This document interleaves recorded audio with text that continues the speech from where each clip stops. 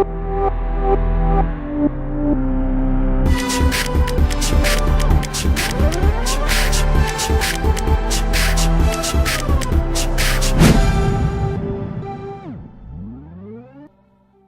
guys, good morning. It is 10:23.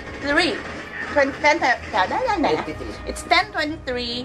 It's January 21st. So today, ipapakita ko sa inyo kung paano ko ginagawa ang aking epic na chicken adobo. So it's my no-fail chicken adobo. Yun yung timpla na gusto ng mga anak ko. So if you wanna know how I cook my chicken adobo, please keep on watching. Okay, so for our chicken adobo, we will need buong paminta, some white onion, garlic, oyster sauce, 2 tablespoons sugar, pamintang durog, suka, toyo. So first, maglagay muna tayo ng water sa ating kawali. There. And then, yung timpla ko ng toyo and suka is 2:3. Dalawang scoop ng suka. Toyo would be 3 scoop. Ng ating oyster sauce, 2 tablespoon. And then let's also put in our sugar. So, hahayaan muna natin siyang kumulo para maluto na yung suka before pa natin ilagay yung ating chicken.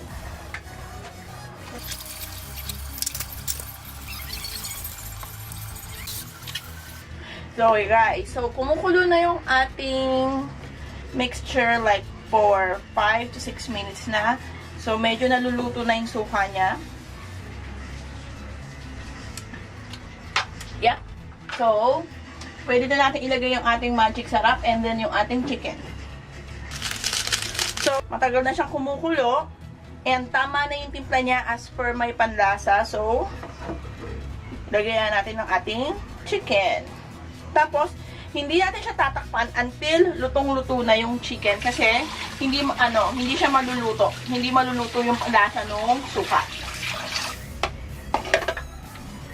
So, hahayaan muna natin yung chicken na ganyan. Hindi natin siya tatakpan.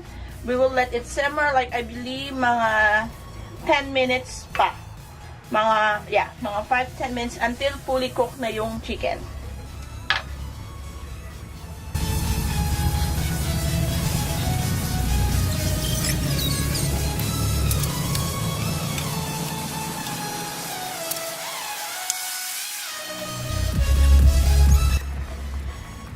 Ayan, so guys, luto na yung ating chicken adobo. As you can see, medyo nabawasan na yung ating water or yung ating sabaw, mali.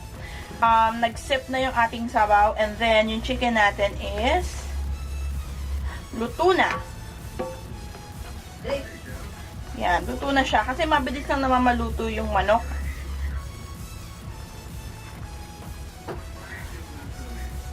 So yan guys, so ganyan lang ako magluto ng adobo. It's fail-proof. It's also the easiest one. Lagay ka lang ng lagay and then hayaan mo lang siyang kumulo and then takpat and then let it simmer and then let it cook like for a few minutes and then gano'n na. So yun na yung ating chicken adobo and let's taste it.